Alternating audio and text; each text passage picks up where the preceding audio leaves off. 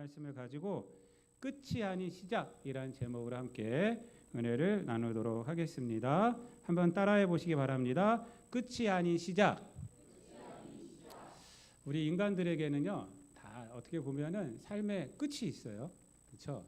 육신적으로도 보면은 태어나면은 다 이제 늙게 되고 또 늙게 되면 또 하나님 부르시는 때가 언제든지 또 우리들에게 오게 되어 있습니다. 그래서 무슨 일을 하면 다 끝이 이렇게 오는 것 같습니다. 하지만 우리가 그거는 육신의 시간으로 볼 때 그러고 우리가 하나님의 시간으로 보면은 우리에게 끝이 없습니다. 왜 그러냐? 하나님의 생명이 우리들에게 있기 때문에 그렇습니다. 육신의 죽음도 마찬가지죠. 육신의 죽음도 끝나는 것, 죽음으로 끝나는 것이 아니에요. 육신으로 끝나는 것이 우리 기독교인이 아닙니다. 주님 오시는 날 우리는 어떻게 돼요? 부활되죠. 우리가 육신의 부활, 몸의 부활을 우리가 믿고 있지 않습니까? 그래서 주님 오시는 날 데살로니가전서 4장을 보면 천사장 나팔 소리가 났을 때 예수님 오면은 죽은 자가 다시 살아나고 살아있는 자도 홀연히 변화된다 그래요. 하늘로 올라간다라고 얘기를 하고 있어요. 그래서 우리가 인간적인 시간으로 보면은 우리는 끝이 있구나 하고 그 끝 때문에 낙심하게 되지만 하나님의 시간으로 보면 또 복음으로 우리를 보면은 우리는 영원한 시간 가운데 있게 되는 거예요. 그렇게 됐을 때 우리들에게 중요한 것이 무엇인지를 우리는 알게 됩니다. 그래서 우리가 하나님의 복음 또 성령의 은혜 가운데 우리가 살아가게 된다면 우리가 그 시간 가운데 있구나라고 살아간다면 우리는 세상의 것에 휘둘리지 않고 세상의 것에 낙심되지를 않습니다. 오늘 본문은 바로 이러한 내용을 우리들에게 말씀을 해주고 있는 내용이 됩니다. 오늘 이제 본문 우리가 읽은 본문 말씀은 어떤 말씀이냐면 엘리야에게 하나님께서 마지막으로 이제 그의 인생 가운데 마지막으로 사명을 주고 있는 말씀이고 그리고 엘리야를 통해서 엘리야에게 주신 사명 가운데 하나가 뭐냐면 후계자를 세우는 거거든요. 그래서 엘리사를 세우는 것이 엘리사가 부름받고 있는 것이 오늘 본문의 내용이 됩니다. 그래서 두 부분으로 나누는데 15절부터 18절까지가 엘리야에게 하나님께서 이제 마지막으로 사명을 주시는 내용이고 그리고 그 마지막 19절부터 21절까지는 사명받은 엘리야가 나가서 이제 엘리사를 부르는 거고 엘리사가 엘리야의 부름을 받고 이제 엘리야를 따라간다라는 것이 이제 바로 그 두 번째 내용이 됩니다. 그런데 이 두 부분에는 공통점이 있어요.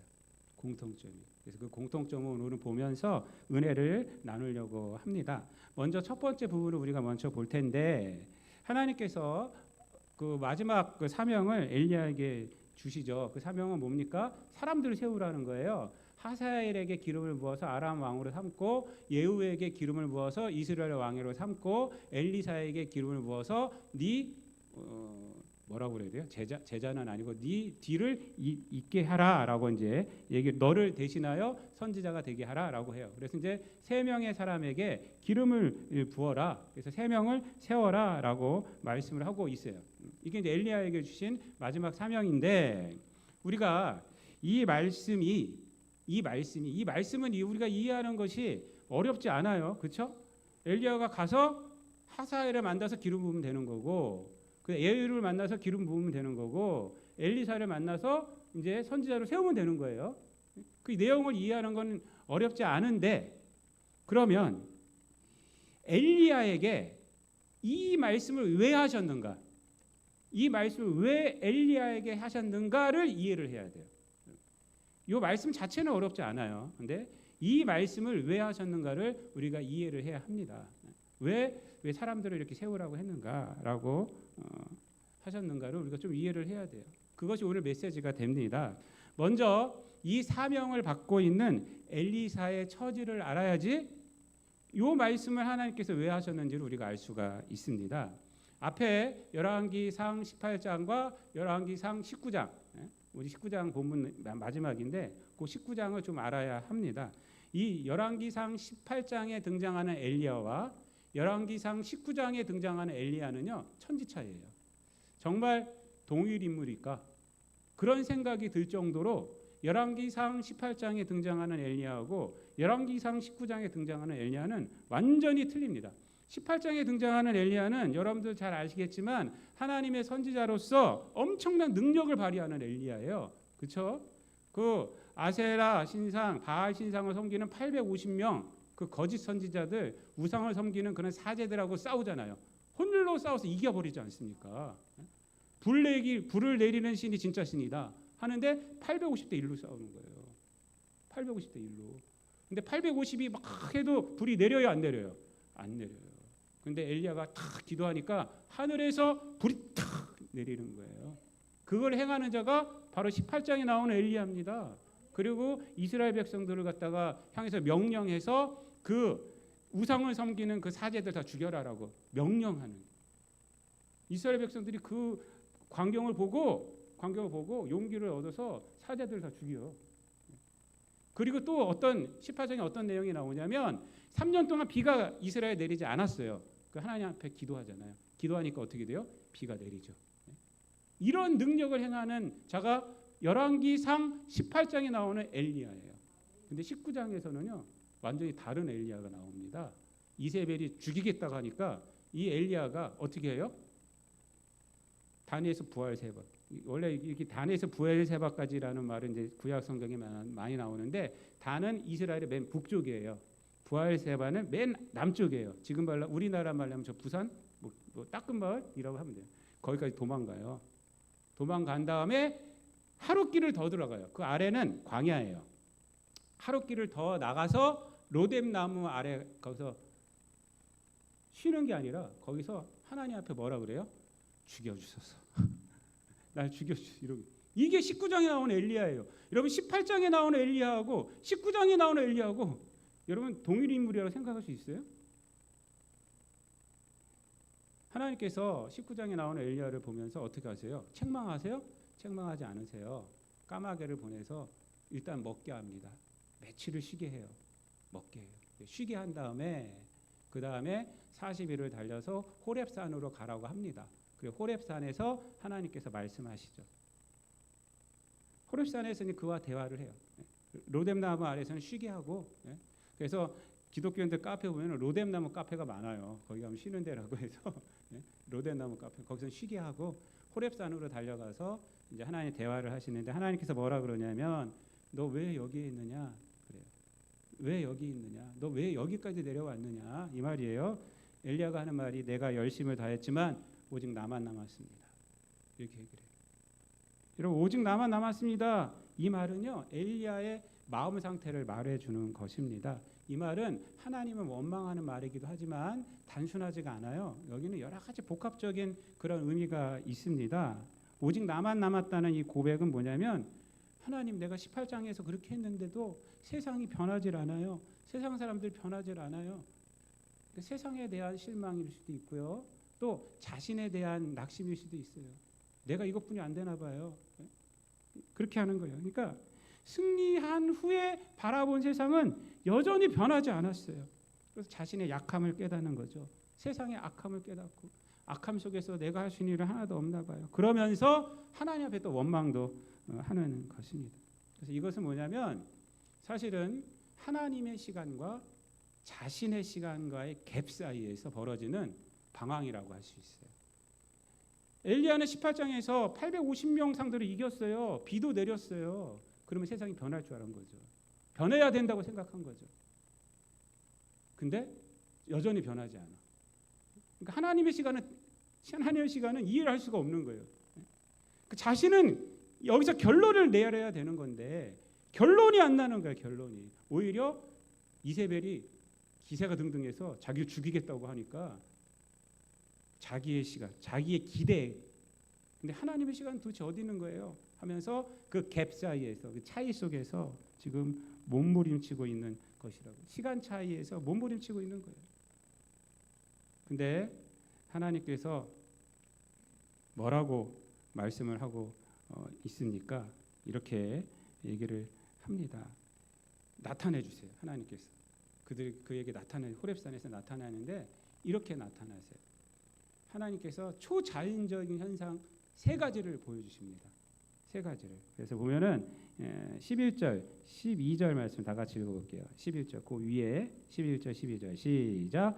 여호와께서 이르시되 너는 나가서 여호와 앞에서 산에 서라 하시더니 여호와께서 지나가시는데 여호와 앞에 크고 강한 바람이 산을 가르고 바위를 부수나 바람 가운데에 여호와께서 계시지 아니하며 바람 후에 지진이 있으나 지진 가운데에도 여호와께서 계시지 아니하며 또 지진 후에 불이 있으나 불 가운데에도 여호와께서 계시지 아니하더니 불 후에 세미한 소리가 있는지라. 아멘. 여러분, 초자연 현상을 보여주세요. 근데 거기에 계셔요? 세 가지를 보여주셨죠. 바람이 어떤 바람이에요? 바위를 탁 치니까 바위가 갈라지는 거예요. 근데 거기 계세요, 안 계세요? 안 계세요. 그 다음에 뭘 보여주세요? 지진이라면 끝이에요. 아무리 높은 걸 세워놔도 지진은 끝난 거예요. 근데 지진에 거기 계세요, 안 계세요? 안 계세요. 그 다음에 불 계세요, 안 계세요? 안 계세요. 안 계시고 어디 계세요? 세미한 음성으로 나타나세요. 아주 작은 음성으로 말씀하시는 거예요. 가라라고 말해요. 여러분, 이런 초자연 현상 가운데 안 계신다는 것이 무엇을 의미하냐면요, 사람들은 하나님의 능력 가운데서 모든 것이 다 이루어지길 원하는 거예요. 그러니까 엘리야도 마찬가지예요. 850대 1로 이겼고 지금 기도했더니 비도 내리고 했어요. 그러면은 하나님의 능력으로 모든 세상이 변해야 되는 거야. 안 변하고 있어요. 하나님께 그 말해주는 거예요. 근데 어디 있어요? 세미한 음성, 말씀 가운데 계신다는 거예요. 하나님의 말씀 가운데. 그것을 지금 말씀하고 있는 것입니다. 이것은 뭐냐면 지금 이 말씀 가운데 있다는 것은 네가 있어야 할 것은 뭐냐면 네가 결론을 내리려고 하지 말라는 거예요. 네가 결론 내지 마라. 뭐가 중요하냐면 말씀에 순종하고 말씀 위에 서 있는 그 자체가 중요하다는 거예요. 그것이 중요하다는 거예요. 그것이 인생에서 가장 중요한 것이다라는 것을 얘기를 해주는. 그리고 말씀으로 뭘 지금 얘기를 하고 있습니까? 가라.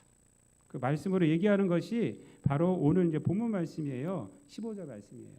그것이 뭐냐면 너는 네 길을 돌이켜 광야를 통하여 다메섹에 가서 하사엘 세우고 그 다음에 예후 세우고 엘리사 세워라. 이렇게 사명을 주고 있는 것입니다.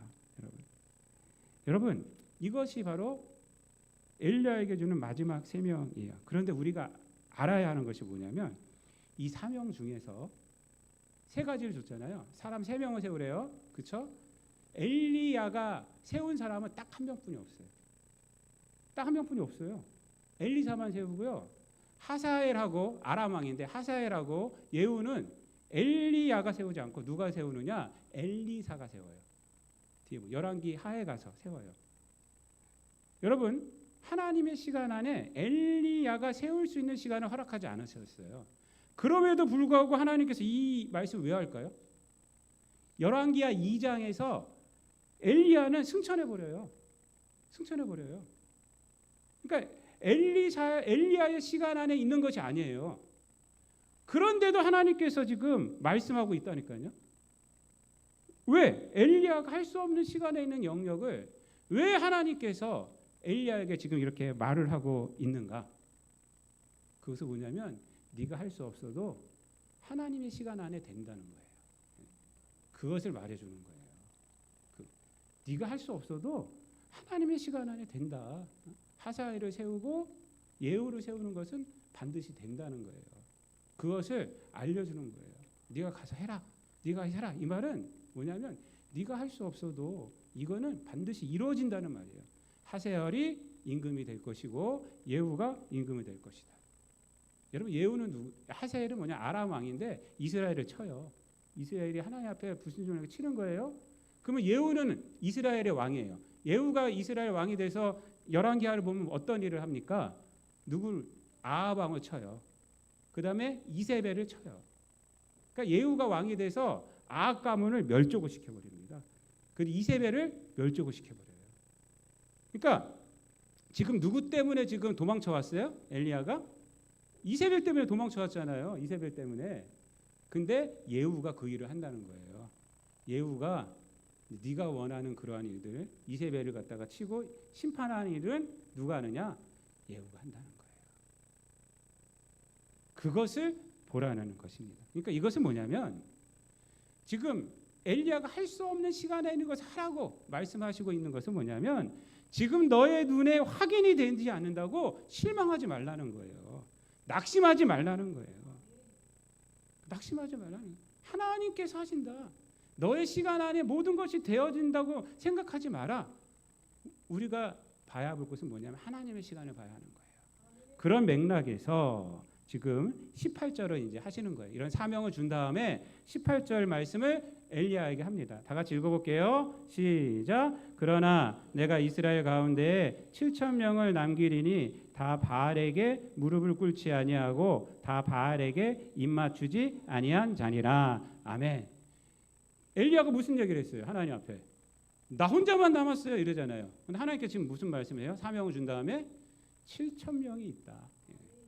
7천 명이 있다라고 말하는 거예요. 네가 보고 있는 것, 네가 처한 상황이 다가 아니라 눈을 들어 하나님을 봐라.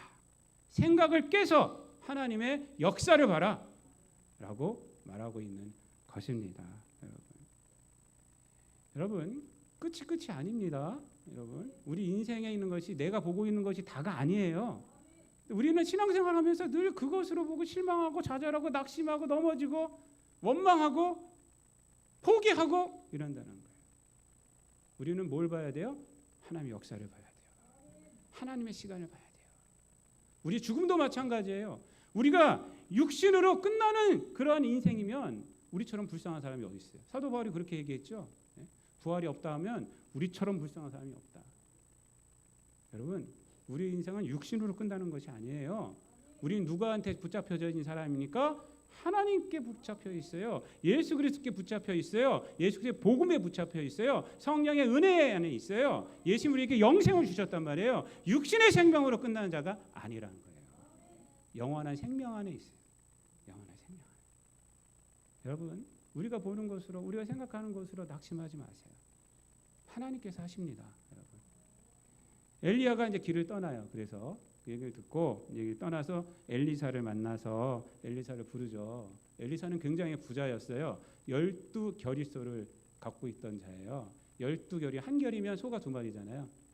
12면 24마리예요. 24마리니까 부자다라고도 생각할 수 있는데 12겨리소를 한 번에 농사를 짓고 있었어요. 그러니까 땅이 얼마나 커요, 여러분. 그거예요, 그거. 사실은 12마리 소가 있어서도 부자지만 그걸 갖다 이렇게 쫙 가로로 해갖고 그걸 한 번에 이렇게 쭉 농사 짓고 있었으니 땅이 얼마나 커요. 그 중에 12번째를 자기가 하고 있었어요. 그러니까 자기도 부자였지만 자기도 일하는 자였다라는 것을 우리가 알 수가 있습니다. 엘리야가 만나서 그에게 겉옷을 탁 던집니다. 겉옷은 뭐냐면 이제 네 제자가 되라. 너 나를 대신해야 한다라는 말이에요. 그러니까 엘리사가 그것을 알아듣고 이제 어떻게 얘기를 하냐면 20절 말씀에 내 부모와 입맞추게 하소서라고 말해요. 그러니까 돌아가라. 엘리야가 그래요. 돌아가라. 내가 너에게 어떻게 했느냐 이렇게 말을 해요. 그러니까 엘리사가 그 얘기를 알아들었어요. 그래서 부모에게 안 가고 바로 가서 소를 잡아버리고 기구를 불태서 없애버리고 사람들에게 다 나눠주고 그리고 나서 이제 엘리야를 따라갑니다. 여러분 이 말은 뭐냐면 엘리야가 한 말은 뭐냐면 하나님의 부르심에 부모와의 인연을 끊어라 이 말이 아닙니다. 그런 의미가 아니라 하나님의 사명을 받았다는 것은 지금까지의 생활 그리고 현재 처한 상황과는 완전히 다른 차원의 삶을 살아가는 거다. 그런 시작이 되었다는 것을 의미하는 거야 라고 엘리사에게 말해주는 거예요. 새로운 시작이라는 거예요. 새로운 시작. 그러니까 하나님의 부르심은 새로운 시작이다. 과거의 것을 가지고 와서 뭘 하려고 하지 말아라 라는 것을 보여주는 것입니다. 그러므로 하나님의 부르심에 필요한 것은 뭘까요? 하나님의 시간을 보는 거예요. 하나님의 역사를 바라보는 거예요. 나의 과거의 것을 갖고 오고 그런 것이 아니란 거예요. 세상의 것을 어떻게 이용하고 지금까지 나의 삶을 어떻게 활용하고 그것이 필요한 것이 아니에요. 하나님의 부르심에 응답해서 하나님의 사명을 감당하는 것은 여러분 하나님의 시간을 바라보는 거예요. 하나님의 능력을 바라보는 거예요. 그것만 있으면 돼요.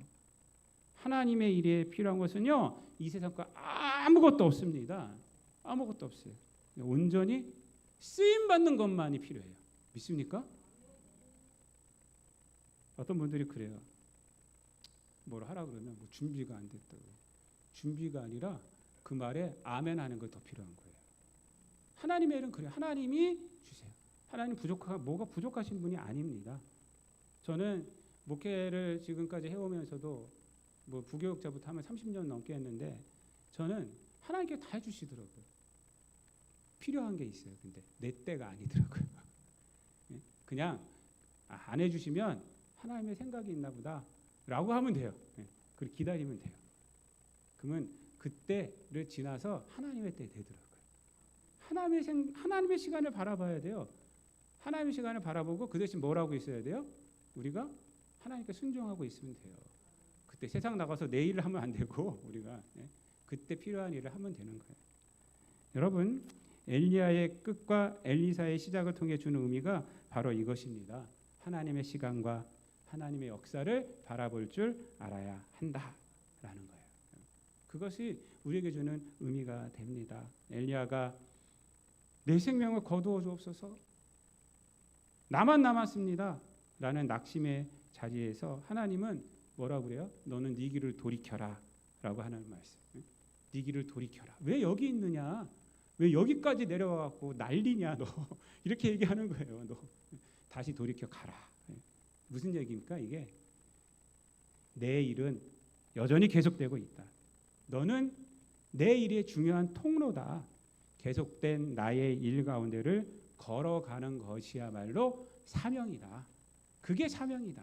무엇을 이루어내고 만들어내고 그것을 네가 보려고 하는 것이 아니라 내 일을 가운데 있는 것, 그것이 바로 사명이다 라고 말을 해주고 있는 겁니다. 즉 사명은 무엇을 해내는 것이 아니라 하나님의 역사에 동참하고 있다는 것, 그것이 사명이에요. 이 세상 가운데서도 마찬가지입니다. 우리가 무엇을 해내는 것도 사명일 수 있어요. 근데 그건 하나님의 시간 안에 허락되었을 때 우리에게 주어지는 거예요.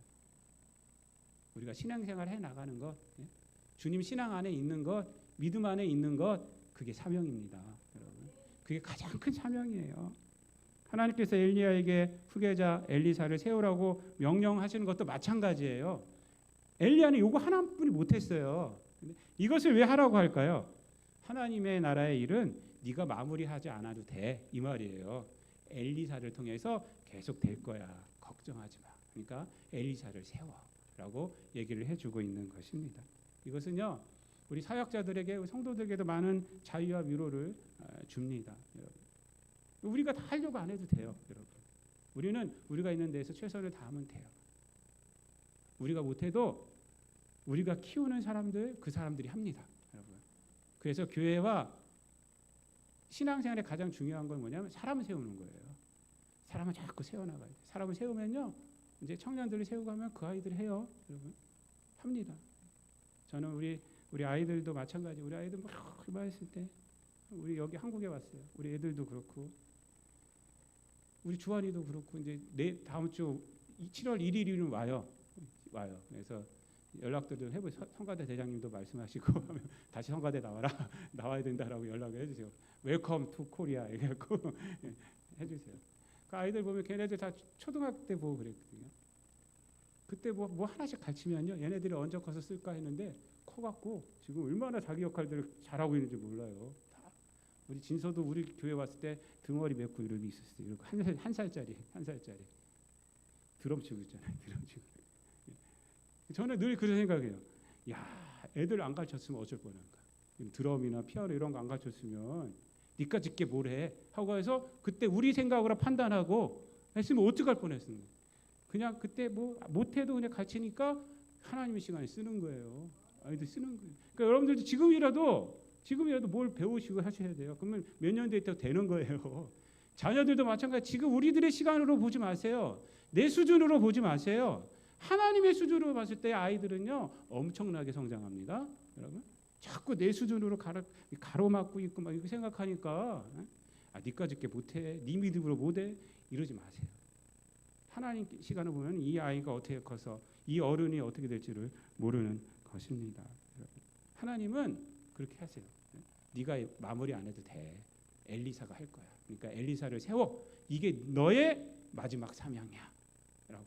이 일을 결론 지으려고 하지 말고 엘리사를 세워. 이것이 너의 마지막 사명이야 라고 말하고 있는 것입니다. 즉 하나님의 역사에서 엘리야는 하나님께서 뭐라고 그러냐면 너는 결말을 짓는 자가 되려고 초조해하지 마. 역사의 한 자리를 충실히 감당한 것 그것으로 나에게는 충분해 라고 말씀하고 있는 것입니다. 여러분 우리들도 마찬가지입니다. 우리 신앙의 인생도 마찬가지예요. 우리가 무엇을 이루어서가 아니라 하나님 안에서 살아간 것으로 충분합니다. 여러분 하나님은 그렇게 생각하세요. 뭐를 하고 뭐 헌신을 하고 뭐 큰 교회를 세우고 뭐 교회 이런 것도 좋죠. 이런 건 좋지만은 누구나 다 하시는 건 아니잖아요. 그걸 못했다고 자책하지 말고 낙심하지 마세요. 하나님 뭐라고 그러면 야 네가 날 믿어준 게 얼마나 고마운지 몰라 라고 이렇게 말씀하고 있습니다. 여러분 신앙의 여정은 쉽지는 않습니다. 현실을 보았을 때 신앙생활한 것이 뭐 대단한 것이 남아있는 것 같지도 않은 것 같고요. 맨날 기도해도 이놈의 남편은 돌아오지도 않고 뭐 이거는 맨날 그래요. 그래도 하나님은요 야 내가 알아서 할게. 그거는 이렇게 말했어요. 네가 눈물 뿌려 기도한 거 그게 굉장한 거야. 그게 굉장한 거라고 위로를 해주십니다. 여러분 하나님 앞에서 흔들리는 거 하나님 책망하지 않으세요. 여러분 엘리야 책망하지 않으셨어요. 그렇죠? 브엘세바에 갔는데 어떻게 했어요? 먹을 거 먹여주시고 쉬게 해주시고 그리고 책망하는 말씀 하나도 없어요. 너 왜 여기 있냐? 그 사명 주시고 다시 돌아가라 라고 말할 뿐이에요. 여러분 우리가 이렇게 흔들린다는 것이 뭔지 아세요? 신앙이 있다는 증거예요. 사실은요. 신앙이 있으니까 흔들리죠. 신앙이 없으면 흔들릴 필요가 뭐가 있어요. 그죠? 신앙이 있으니까 흔들리는 거예요. 이런 괴테의 파우스트라는 책 여러분들 아실 거예요. 뭐 오페라라도 제작되고 뭐 그랬는데 이 파우스트라는 사람이 메피스토펠레스 맨날 이 악마 이름을 제가 까먹어요. 메피스토펠레스에게 영혼을 파는 거예요. 젊어지는 건데 이 메피스토펠레스라는 악마가 파우스트에게 방황하고 있으니까 막 고발을 해요. 너 이 방황하고 있지 뭐. 너 그것뿐이 안 돼. 뭐 이러니까 하나님께서 이 악마에게 메피스토펠레스가 뭐라고 하는지 아세요? 이 파우스트에서 이렇게 말합니다. 인간은 진리를 탐구하는 한 흔들리게 마련이다. 이런 얘기예요. 진리를 탐구하는 한 흔들리는 거예요. 그 인간이에요. 그 인간. 흔들리지 않으면 하나님이죠. 우리가 흔들리는 거예요. 신앙생활도 흔들리는 거예요. 어떤 목사님이 이 괴테의 파우스트 이 책을 보고 이 대사를 보고 용기를 많이 얻었대요. 목사님들도 얼마나 고민이 많은지 몰라요. 하나님 말씀 보면서도 고민이 많고 도대체 이게 무슨 말씀이야? 왜 이대로 되지도 않아? 내가 목회를 몇십 년 했는데 왜 이것뿐이 안 돼? 사람들은 왜 안 변해? 교회는 왜 부흥이 안 돼? 언제나 그런 게 있어요. 그때 이 목사님이 이걸 딱 들은 거야. 아, 진리를 탐구하는 한 흔들리는구나. 흔들리는구나. 그 진리 위에 있다는 증거구나. 흔들림이. 사도 바울도 마찬가지죠. 로마서 7장에서 뭐라고 합니까? 오라 나는 공고한 사람이로다. 오라 나는 공고한 사람이로다.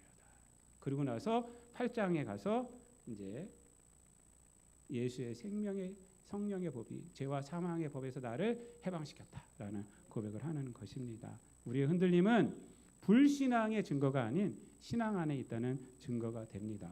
여러분, 우리의 연약함은 그런 거예요. 하나님의 시간과 나의 시간 안에 있는 갭을 지금 극복하고 있다는 거예요. 그 가운데서 막 하나님의 시간을 찾고 있다는 증거가 됩니다. 이런 흔들림을 하나님은 책망하지 않으십니다.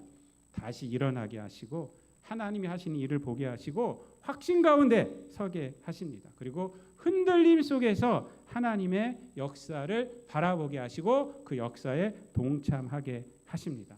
하나님은 세미한 음성 속에서 엘리야에게 사명을 주셨고 엘리야는 세미한 음성으로 주신 하나님의 말씀을 소명 삼고 다시 광야를 통과하여 세상으로 가서 엘리사를 세웠습니다. 그리고 엘리사는 엘리야에게 하신 그 말씀을 다시 이루게 됩니다. 하나님의 역사는 그렇게 해서 엘리야에게 하신 그 사명이 엘리사를 통해서 이루어지게 하는 것입니다. 그래서 하나님의 역사가 땅에 떨어지는 것이 아니라 이렇게 해서 엘리야와 엘리사를 통해서 세상에 이루어지는 것입니다. 말씀을 마치겠습니다. 사랑하는 성도 여러분, 오늘 우리가 본 엘리야와 엘리사의 이야기는 우리에게 깊은 교훈을 주는 것입니다. 우리도 때론 엘리야처럼 낙심할 때가 있지 않습니까? 열심히 신앙생활을 했는데도 세상은 변하지 않고 내 주변은 여전히 어둡기만 한 것 같을 때가 있습니다. 그런 하나님은 우리에게 말씀하십니다. 네가 보는 것이 전부가 아니다. 내가 여전히 역사하고 있다 라고 말씀하십니다. 그리고 우리는 때로 엘리사처럼 새로운 부르심 앞에 설 때가 있습니다. 하나님의 부르심은 우리의 과거와 현재를 완전히 새롭게 하려는 것입니다.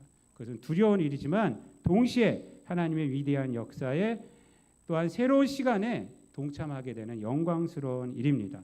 우리의 삶은 단순히 무엇을 성취하는 것이 아니라 하나님의 크신 계획 속에서 우리에게 주어진 한 자리를 충실히 감당하는 것이 바로 우리의 삶의 보람이 되는 것입니다. 혹시 지금 실망과 낙심 가운데 계신 분이 계십니까? 하나님은 여전히 역사하고 계십니다. 우리 성도님들이 보지 못하는 곳에서 하나님의 계획은 착착 진행되고 있습니다. 바알에게 무릎 꿇지 않는 7,000명이 있습니다. 여러분들 용기를 내시기를 바랍니다. 마침 또 시작의 선상에서 우리가 기억해야 할 것은 하나님의 시간은 결코 끝나지 않는다는 것입니다. 우리 인생도 마찬가지입니다. 하나님 안에서는 끝이 곧 시작이 되고 그리고 하나님의 영원한 역사 속에서 우리가 살아가고 있는 것입니다. 그 시간 안에서 여러분 감당하는 것, 그 시간 내에 걸어가고 있다는 것, 하나님은 그것을 대단하게 봐주시고 있으면 여러분 기억하시고 세미한 음성으로 우리를 부르시는 하나님의 음성에 귀를 기울이며 하나님의 시간 속에서 우리에게 주어진 사명을 충실히 감당하는 저와 여러분 되시기를 우리 주님 예수 그리스도의 이름으로 축원드립니다. 기도하겠습니다. 하나님 감사합니다. 우리가 주님 안에 있는 것을 기억하시고 또한 하나님의 시간 안에 있게 하여 주셔서 영원한 생명의 시간을 살아갈 수 있도록 하여 주심을 감사를 드립니다. 우리들이 이 땅 가운데 살아가면서 하나님의 영생의 시간 안에 우리를 두셨음을 늘 깨닫게 하시고 우리의 시간으로 우리가 조급해하며 낙심하며 좌절하고 넘어지고 그러한 우리들의 인생이 아니라 하나님의 시간 안에 서서 우리가 인내함으로 우리가 걸어감으로 하나님의 그 시작을 늘 우리 삶 가운데에서 알게 하여 주시고 늘 하나님의 그 능력 가운데 서서 하나님께 주신 소명을 넉넉히 감당하며 살아가는 우리들 되게 하여 주옵소서. 낙심한 자들 일어나게 하여 주시옵시고 우리 시간으로 끝나는 것이 아니라 육신으로 끝나는 것이 아니라 하나님의 시간 안에 내가 있고 하나님의 생명 안에 우리가 있으면 늘 깨닫게 하시고 이것이 용기가 되고 이것이 담대함이 되어서 세상 가운데에서 살아가는 우리 모든 성도들 실패를 딛고 일어서는 모든 성도들 되게 하여 주옵소서. 감사드리며 예수님의 이름으로 기도드리옵나이다. 아멘.